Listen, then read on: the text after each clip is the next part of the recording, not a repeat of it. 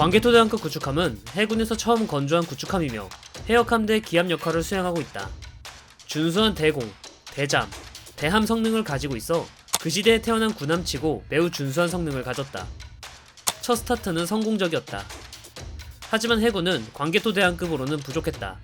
애초에 광개토대왕급은 한국형 구축함 획득 사업의 시작이었을 뿐이고, 광개토대왕급 구축함이 건조되자마자 해군은 곧바로 광개토대왕급 구축함보다 한 체급 더 큰 방공 구축함을 건조해 대항에서 작전 능력을 한층 더 강화하고, 후에 나올 이지스함인 세종대왕급과 함께 작전을 할 수 있는 군함을 건조한다.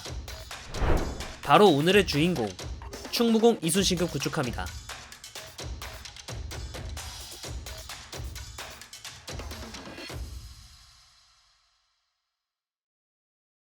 KD1 건조 사업의 성공으로 자신감이 붙은 해군은 다음 계획인 만재배수량 5,000톤급 구축함 건조 계획을 시작한다.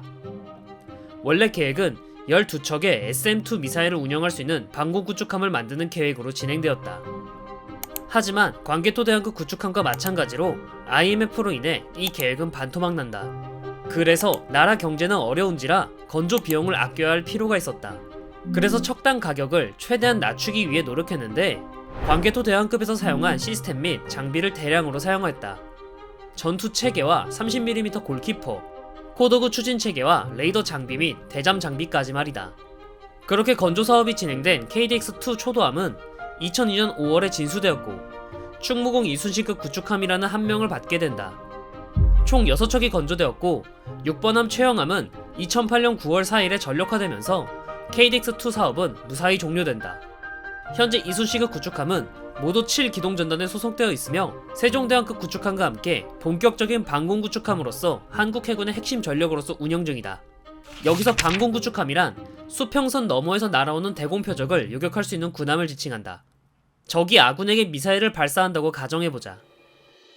현대 미사일들은 처음에는 연비와 속도를 모두 높일 수 있는 고고도에서 비행한 다음 40에서 60km 정도까지 접근하면 고도를 낮춰 해수면 가까이 비행하는 시스키밍과 회피 기동을 수행해 군함의 사각지대를 노린다. 현대 방공 구축함들은 미사일이 고도를 낮추기 전 고고도에서 이들을 탐지해 요격하는 방식을 사용한다. 이를 위해서는 사거리가 100km 이상 되는 중장거리 대공 미사일이 필요한데, 이순신급 구축함은 중장거리 미사일인 SM-2 미사일을 운영할 수 있다. 이를 위해 마크 41 단축형 수직 발사체계 32셀이 장비되었고, 총 32발의 SM-2 미사일을 적재할 수 있다. 후기형인 4번함부터는 24셀의 KVLS도 장비해 국산 미사일인 해성2 함대지 미사일과 홍상어 대잠 미사일을 운영할 수 있다. 현재는 초기함들도 KVLS를 추가하는 개량이 모두 완료된 것으로 알려져 있다. 탐지 체계로는 AN/SPS 49 2차원 레이더와 MW8 3차원 대공 레이더를 사용하며, 화기 관제로는 STIR 240 화기 관제 레이더 2기로 구성되어 있다. 개함 방공 능력도 우수한 편으로 림 116 램과 30mm 골키퍼라는 서방의 방공 구축함이 장비하는 표준적인 방공 체계를 갖추고 있다.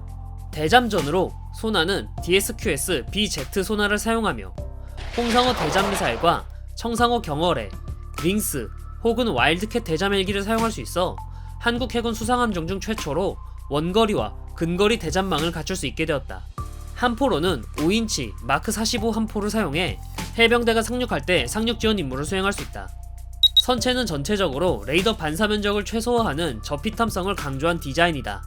선체와 구조물에 10도 정도 각도를 주었고, 현측 통로를 내부로 수납했다. 하지만 주말 특급 구축함처럼 본격적인 저피탑성 디자인으로 설계하는 데에는 거주성을 해치는 등의 문제가 있어 절충점을 찾은 형태이다. 나름의 성과가 있어서 포항급 PCC와 같은 레이더 반사 면적을 가지고 있는 것으로 알려져 있다. 또한 최근의 미사일들은 단순히 레이더로 표적을 지정하는 곳으로 향하는 것 외에 GPS나 열추적 센서로 함정을 탐색하기에 적외선 저감 기술을 적용했다. 가장 적외선이 많이 나오는 기관부에 강제로 물을 뿌려 식히는 방식인 IRSS 기술을 도입했으며, 연돌에는 외부 공기를 강제로 섞어 적외선을 최대한 낮춰 생존성을 높였다. 대함 타격 수단으로 하푼 D형 혹은 해성 미사일을 총 8발 장비했으며, 해성 미사일의 경우 참수리 같은 소형 함정도 문제없이 공격할 수 있으며, 경로 설정 및 돌입 단계에서 회피 기동이 가능하다. 이처럼 이순신급 구축함은 해군 최초로 시범적인 스텔스 설계와 SM-2 미사일 및 각종 국산 미사일들을 사용 및 시험할 수 있는 플랫폼으로서 높은 가치를 가진 군함이다. 만재 배수량도 광개토 대항급과 비교해 1500톤이나 더 커져 원양에서 보다 더 오래 작전이 가능하다. 이 때문에 세종대왕급과 함께 작전할 때 보다 효율적으로 작전이 가능하며 6척이나 있다 보니 한국 해군에서 가장 많은 임무를 수행하고 있다. 특히 5000톤이라는 체급을 살려 장거리 순항 임무에 자주 투입된다. 청해 부대는 이순신급 구축함이 거의 담당하는데 다박소로 구출작전, 현지 교민 철수 지원작전 등의 작전을 수행하는 등 대외 작전을 문제없이 수행하고 있다. 그 밖에도 사관생도 훈련이나 타국 해군과 교류 및 타국 방문 등의 임무를 자주 수행한다. 이처럼 이순신급 구축함은 광개토 대항급 이후 가져보는 첫 원양 작전 플랫폼이자 대항 해군의 허리를 책임질 군함이라고 생각했지만 안타깝게도 이순신급은 제대로 된 방공 임무를 수행하지 못하는 체급만 커진 광개토 대항급이라는 비판을 받을 수밖에 없다. 그 이유는 광개토 대항급과 거의 유사한 장비를 가지고 있다는 점이다. 물론 이순신급 구축함은 광개토 대항급에서 사용한 무장체계 및 시스템을 대량으로 도입해 척당 도입 단가를 낮추고 6척 모두 안정적으로 배치되어 한국 해군의 부족한 구축함 수요 공백을 메꾸어줬다는 점은 사실이다. 그러나 3000톤급 호위함 수준에서 사용하던 무장체계 및 시스템을 대량으로 사용해 체급과 맞지 않는 레이더로 무장을 제대로 사용하지 못하는 반쪽짜리 구축함으로 태어났다. 그중 가장 원흉은 MW8 레이더이다. 기껏해야 스페로우를 사용하는 광개토 대항급에서야 이 레이더가 아무런 문제가 되지 않지만 SM2를 사용하는 이쑤시급에서는 이게 문제가 됐다. 미사일로 정확히 대공 표적을 맞추기 위해서는 탐지 후 표적을 추적, 미사일을 발사한 뒤 함에서 지속적으로 미사일을 표적에 유도를 해줘야 한다. 유도 과정을 세분화해보면 중간 유도와 종말 유도로 나눌 수 있다. 종말 유도로 SDIR-240 화기관제 레이더를 사용하기에 종말 유도에는 문제가 없지만 중간 유도를 담당해야 할 3차원 대공 레이더인 MW8 레이더의 성능이 떨어져 사실상 100km 이상에서 접근하는 미사일의 좌표를 갱신해 줄 수가 없다는 거다. 그렇기에 SPS-49 2차원 레이더로 장거리에서 대공 표적이 식별되면 화력 통제 레이더인 SDIR-240 레이더가 조사를 해줘야 하고 SM2 미사일이 표적에 명중할 때까지 유지해야 한다. 그렇기 때문에 이순신급 구축함은 중장거리 대공 표적과 교전할 때 동시 교전 능력은 2기가 한계라고 하는 것이며 이 때문에 이순신급 구축함을 방공 구축함이라고 하기에는 수준 미달이라고 하는 이유다. 다만 50km 안쪽으로는 MW8이 유도가 가능해서 20기 정도의 공중 목표를 동시에 추적 및 갱신해주는 게 가능하다. 그런데 50km 이내라면 이미 미사일들은 고도를 낮추고 시스키밍을 하기에 MW8의 실제 탐지 거리는 제조사에서 명기해놓은 스펙보다 훨씬 더 떨어질 것으로 예상된다. 그래서 사실상 이순신급 구축함은 고고도에서 비행하며 단순한 비행 패턴을 가지는 대함 미사일 정도만 격추할 수 있을 것으로 예상된다. 이 때문에 이순신급 구축함이 현대전에서 더더욱 부적합하다고 하는 이유이며 하루빨리 개선이 필요하다고 지적하는 이유다. 다행히도 앞서 말한 이순신급 구축함의 대공 교전 능력은 세종대왕급 구축함의 건조로 문제점이 어느 정도 희석되었다. 장거리에서 날아오는 미사일들은 1차적으로 세종대왕급 구축함이 함대 방공을 해줄 수 있기 때문에 이순신급 구축함이 부담해야 하는 미사일의 양이 줄어들었기 때문이다. 오해해서는 안 되는 게 이게 부담이 줄어들었다는 거지 이순신급 구축함의 문제점이 해결된 건 아니라는 거다. 결국 문제의 핵심은 3차원 레이더의 성능이 워낙 구려서 제대로 중간 유도를 담당해줄 수 있는 3차원 대공 레이더를 달아주는, 즉 개량을 하면 해결될 문제다.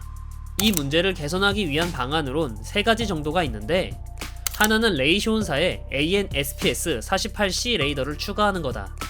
마침 사격 통제 레이더가 단종되어 더 이상의 후속 지원을 기대할 수 없어 부품 교체 수요가 발생해 유력한 후보가 미국제 마크 99 TWTA이기 때문이다. 이 레이더를 사용하면 대대적인 마스트 개조가 요구되겠지만 SM2 미사일의 중간 유도를 문제없이 수행할 수 있고 이지스함만큼은 아니지만 그에 준하는 진짜 방공 구축함으로서 임무를 수행할 수 있다. 문제는 이 레이더를 사용한 구축함은 키드급 구축함인데 미국은 방공 구축함 이퀄 이지스함이라는 논리로 알레이버크급 구축함을 100척 이상 뽑아내며 기존 키드급 구축함을 다 퇴역시켰고 현재 키드급 구축함은 대만 해군만 사용한다는 점이다.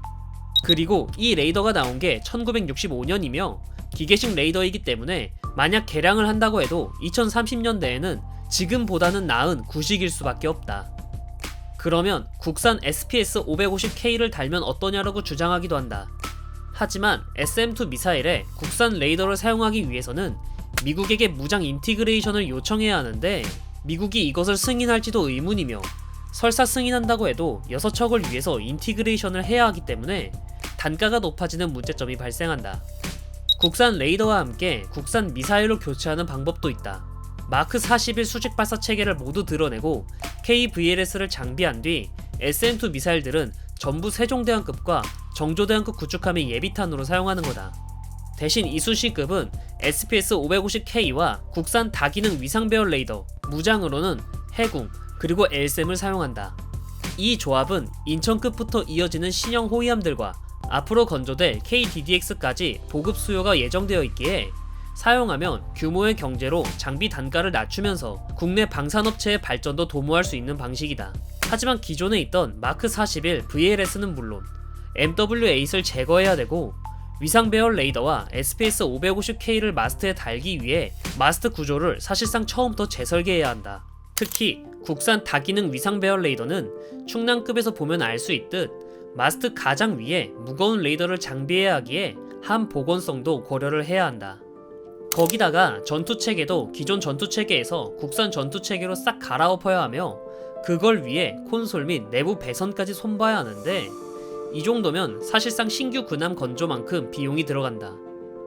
게다가 앞서 말한 LSM은 아직 개발 중이고 KDDX가 진수되기 시작하는 2030년 이상이 되어야 개발 윤곽이 보인다는 문제가 있다. 또 다른 방법은 록히드 마틴사가 제안한 스파이-1F 레이더를 마스트에 달아 사용하는 거다.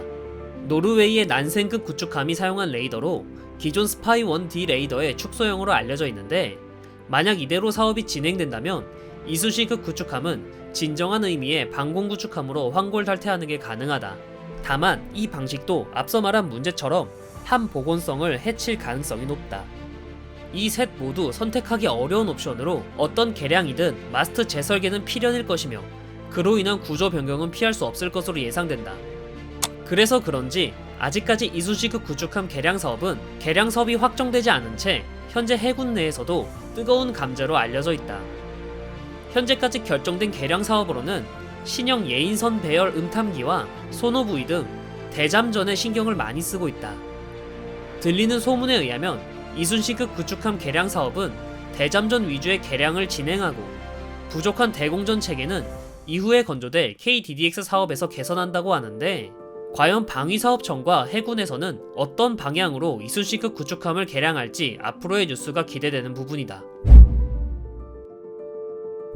결론적으로 이순신급 구축함은 2000년대 초반에 건조된 구축함으로서 타격 수단을 현대화했지만 레이더 등의 탐지 추적 체계는 90년대 서방 해군의 방공 시스템 수준에 머물러 있는 본격적인 방공 구축함이라고 할 수 없는 반쪽짜리 방공 구축함이라고 평가할 수 있으며 성능에 하자가 많아 밀리터리 매니아들 사이에서는 인천급 호위함 다음으로 욕을 많이 먹는 구축함이기도 하다.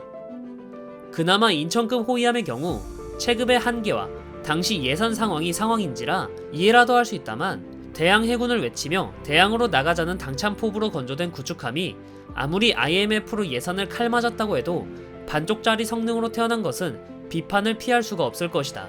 하물며 초도함의 이름은 민족 성웅인 이순신 제독이니 더더욱 그렇다. 하지만 취역 이후 이순신급 구축함은 사실상 해군 작전의 주력으로서 해외 파병부터 사관생도 육성까지 해군 내에서 가장 실전 경험이 풍부하다고 해도 과언이 아니다. 한국 해군 최초의 방공 구축함으로 태어나 지구 반대편 아덴만 해역에서 해역 함대까지 정말 전투함으로서 할 수 있는 모든 임무와 역할을 수행하는 거니 이순신이라는 이름이 아깝지 않을 정도로 많은 활약을 했다. 최근 높아진 군사적 긴장 때문에 6척 모두 한반도 주변 해역을 수호하는 작전에 투입될 거라고 한다. 충남급 호위함이 배치되기 전까지 이순신급 구축함이 잠시 해역함대의 기함을 맡을 수 있다는 소문이 들리는데 만약 진짜로 그렇게 되면 해역함대에서는 더할 나위 없는 전력이기도 하다. 체급이 5,000톤이라 광개토 대왕급보다 훨씬 안정적으로 작전을 수행할 수 있고 제한적이긴 하지만 SM-2 미사일을 사용해 대구급 호위함보다 더 낫기 때문이다. 비록 모자란 성능으로 제대로 된 방공 구축함의 역할을 수행하지 못하는 이순신급이지만 한국 해군의 마당새로서 맡은 바 임무를 톡톡히 수행했으니 마냥 미워할 수 없는 함급이라 할 수 있다. 우리는 항상 밀리터리를 바라볼 때 너무 스펙만 생각하는 경향이 있다. 하지만 전사를 조금만 공부하다 보면 소드피쉬처럼 모자란 성능이지만 제 역할을 톡톡히 수행한 경우는 얼마든지 찾아볼 수 있다. 결국 무기의 스펙은 스펙일 뿐, 그걸 운영하는 것은 군이고 사람이라는 것을 잊으면 안 된다.